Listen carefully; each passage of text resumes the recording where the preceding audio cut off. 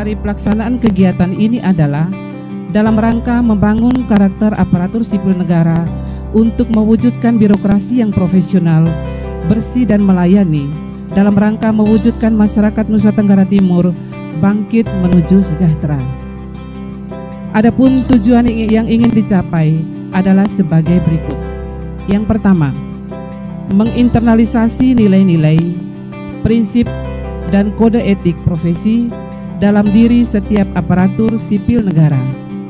Yang kedua, membentuk karakter aparatur sipil negara yang bermental pejuang, memiliki hati yang melayani, serta pendirian yang kokoh. Yang ketiga, menciptakan pribadi aparatur sipil negara yang kreatif dan inovatif. Yang keempat, mengembangkan kemampuan dan keterampilan aparatur sipil negara dalam kepemimpinan, manajemen, komunikasi, pengambilan keputusan, dan penyelesaian konflik, serta pelayanan publik.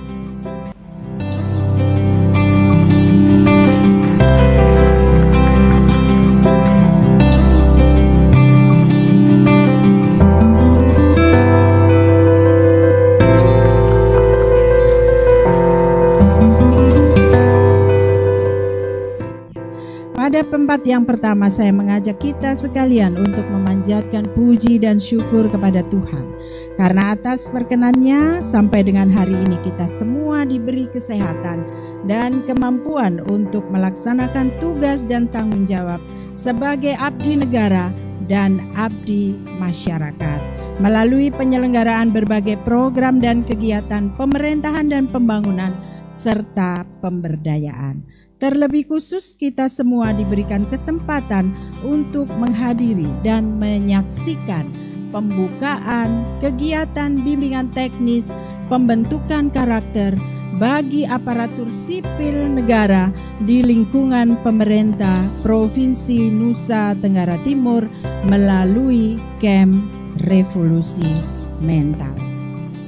Dan hari ini melalui kegiatan ini tentunya Bapak Gubernur, Bapak Wakil Gubernur, semua pimpinan kita mengharapkan ini ada perubahan ya, supaya ini apa yang menjadi komitmen kita ini oleh masyarakat ya.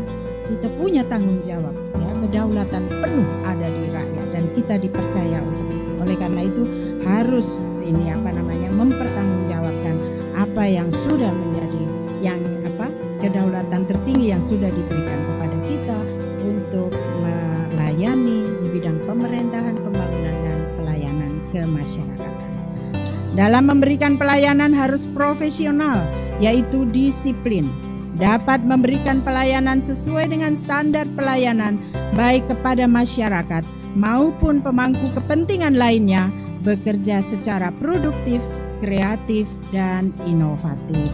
Saya mewakili Bapak Gubernur lewat Pak Sekda ini ya, membuka kegiatan bimbingan teknis pembentukan karakter melalui Camp Revolusi Mental bagi aparatur sipil negara lingkup pemerintah Provinsi Nusa Tenggara Timur ini dengan resmi.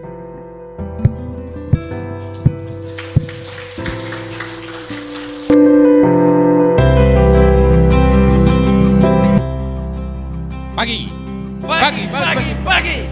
Kelompok 1 siap berubah. Kelompok 1 siap berubah. Revolusi mental. Yes.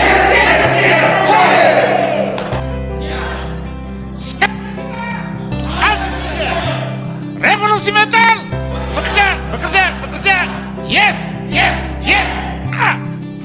Kelompok 3 entitas bangkit berkualitas sejahtera melalui transformasi strategi dan semangat. Super team. Yes. Together, everyone, achieve goal. Semangat pagi. 1, 2, 3.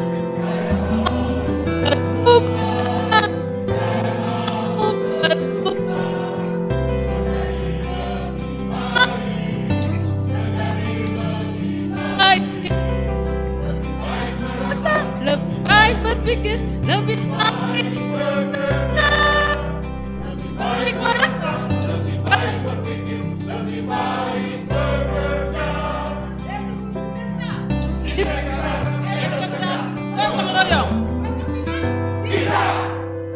Nah Bapak Ibu sebelum pulang ke sana, cari proyek, bikin proyek baru.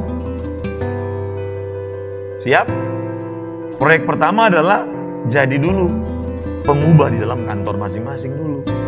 Dalam hidup ini ada dua Pak perjalanan. Ada namanya temptation dan namanya apa? Testing. Apa ini temptation?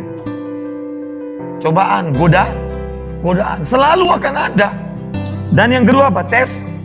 Ada orang kuat testing, ketika kasih temptation gak kuat dia, betul? Jujur itu di segala hal Pak. Anda di rumah jujur, dan jujur dimulai dari apa? Dari mulai dibangun di ketersembunyian ketika orang gak lihat. Halo? Kalau kita mencermati jalannya pertemuan ini, dan memang itu saya merasa bahwa ini ada kemajuan. Dan kegiatan seperti ini, kami rasa ini hal yang menarik. Dan ini pelatihan seperti ini, itu membangkitkan kembali kepada kita bahwa apa yang sudah didapatkan selama ini, itu dimunculkan kembali. Spiritual quotient itu juga harus ditanamkan bagaimana mengatasi kekecewaan supaya kita tidak akhirnya yang sudah berubah kembali lagi. Salah satunya kita bagaimana mengatasi, yang pertama adalah kemarin sudah sempat singgung ya, controllable dan uncontrollable. Artinya kita fokus pada yang kita bisa kendalikan, diri kita sendiri. Banyak orang di dunia hanya punya ide perubahan, tapi dia belum menjadi produk perubahan. Yang kedua adalah, saya sebutin, apa itu? Samakan dulu. Jadi semua tim yang ada di kantor, yang Anda mau ubah, Anda harus menyamakan ini dulu. Vision, mission, and core value. Semua perusahaan, semua organisasi wajib punya ini. Tidak ada organisasi yang hebat tanpa punya ini. Ada 4 model SDM. Yang pasti yang nomor 1 ini, pasti yang star. Betul? Yang sesuai dengan kriteria. Betul ya? Kinerjanya pasti the best terus. Ada orang mau tapi tidak mampu. Problemnya apa? Lack of knowledge. Jadi knowledge dan apa? Skill. Setuju Bapak Ibu? Nah, solusinya apa? Training. Setuju Bapak Ibu? Coaching dia. Training adalah knowledge management dan skill management. Kalau coaching itu lebih kepada penggalian dan pengembangan bakat pribadi. Jelas Bapak Ibu? Beda ya? Nah, lalu apa? Di sini konseling juga harus ada. Dia mampu tapi tidak mau. Gimana kira-kira ya? Problemnya apa? Lack of motivation. Nah, jadi kalau problemnya lack of motivation apa? Komunikasi, persuasi, relasi. Setuju Bapak Ibu? Terakhir apa? Motivasi dia Bu. Karena lack of motivation. Jadi knowledge, skill, attitude Solusinya apa? Solusi pertama adalah pembinaan. Setuju? Tempatkanlah dia pada posisi posisi yang dunia bergoncang, tidak mengganggu maju mundurnya organisasi. Terima kasih karena sudah mengajarkan kami bagaimana keterampilan dalam mengatasi konflik. Tetapi memang perlu kami sampaikan bahwa seringkali di kantor pun kami temui bahwa ada orang yang lebih senang membangun manajemen konflik. Dia begitu bahagia kalau melihat orang lain berkelahi atau berkonflik. Tetapi satu hal yang pasti ketika kita diajarkan tentang SQ, kemudian bagaimana mengatasi persoalan, kemudian menjadi rumus pengubah, dan juga bagaimana menjalankan formula hidup, satu hal yang menjadi kata kunci adalah bagaimana sesungguhnya kita menentukan tujuan hidup. Jadi 4 S ini yang harus dipakai kita supaya kita jadi pemimpin yang berhasil dimanapun. Jadi S yang pertama, S1 apa? Simplicity. Yang kedua apa? Katakan servant. Yang ketiga adalah katakan steward. Katakan steward. Apa itu? Steward, pengelola yang baik atas apa yang Tuhan percayakan. Apa ini? Sacrifice. Kalau bicara konflik management, semua kantor tidak ada yang tidak konflik. Orang yang banyak menghadapi konflik dan merespon konflik dengan benar, orang itu paling matang. Nah, jadi konflik itu harus kalau menyelesaikan angkat hubungan lebih tinggi daripada masalah. Kalau Bapak Ibu ingin menegur staf pakai metode ATM. Apa itu ATM? Katakan apresiasi, tegur, motivasi.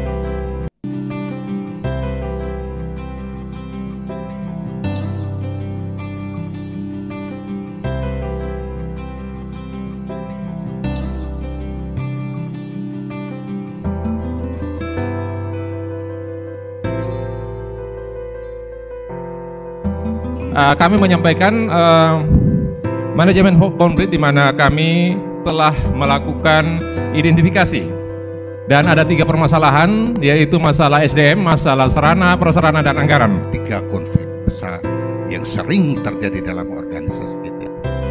Itu yang pertama tentang SDM. Sedangkan yang kedua menyangkut sarana prasarana yang terbatas. Yang ketiga anggaran, belum alokasinya anggaran yang cukup untuk semua program. Itu kita bisa melakukan ada 3. Itu biasanya KIS, koordinasi, integrasi, dan sinkronisasi. Tetapi yang paling utama bagaimana kita kolaborasi. Sekian, terima kasih, Tuhan memberkati kita semua. Bapak Ibu yang kami hormati, selamat pagi. Semangat pagi. Terima kasih. Kami dari kelompok kedua telah mengidentifikasi berbagai persoalan dan kami mengidentifikasi 3 persoalan mayor. Yang pertama adalah persoalan yang sering terjadi adalah tidak transparan. Yang kedua adalah ego bidang. Yang ketiga adalah karakter pegawai yang negatif. Maka solusi yang dilakukan adalah setiap keputusan, program, kegiatan, dan anggaran harus dirapatkan bersama dan diputuskan bersama. Langkah kedua adalah kegiatan dan anggaran harus diumumkan, ditempel di papan pengumuman supaya bisa dilihat dan dibaca oleh banyak pihak. Kepala sekolah, guru, komite, dan lain-lain termasuk di satuan pendidikan kita, satuan unit organisasi lainnya. Yang keempat, yang ketiga adalah apresiasi. Ini contoh, apresiasi kepada kepala sekolah atau sekolah-sekolah yang mengumumkan kegiatan dan anggarannya di setiap satuan. NTT bangkit, berkualitas, sejahtera melalui transformasi, strategi, dan semangat. Solusi yang kita bisa tawarkan di sini untuk yang pertama itu adalah kita mengevaluasi semua beban kerja dan kompetensi staf dan pendistribusiannya sesuai tugas secara merata. Itu solusi pertama. Yang kedua, kami mengatur dan mengontrol pemanfaatan sarana prasarana sesuai dengan kebutuhan. Kemudian solusi yang ketiga soal yang kami sebut sebagai personal versus pekerjaan tim, yaitu kita membentuk teamwork yang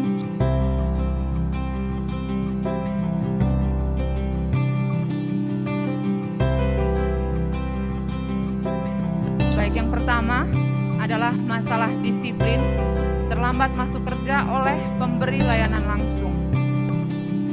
Akibatnya masyarakat selaku pengguna layanan komplain dan akhirnya timbul konflik di situ.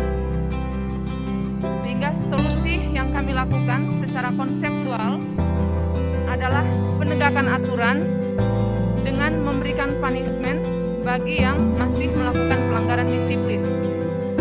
Maka pemimpin harus punya kemampuan menyelesaikan persoalan.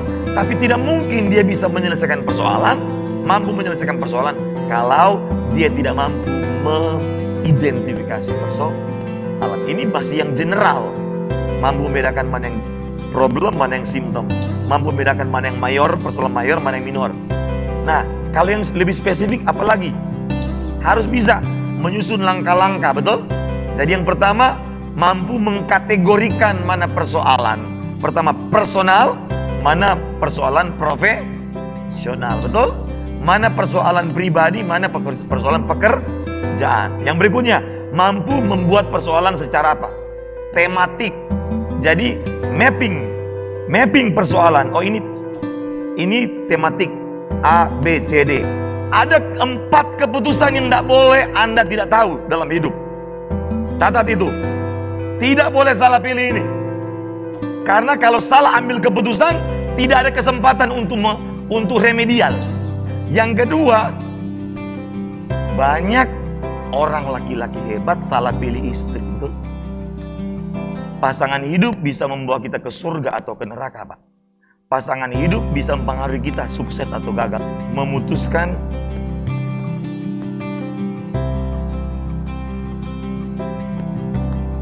bekerja atau melayani.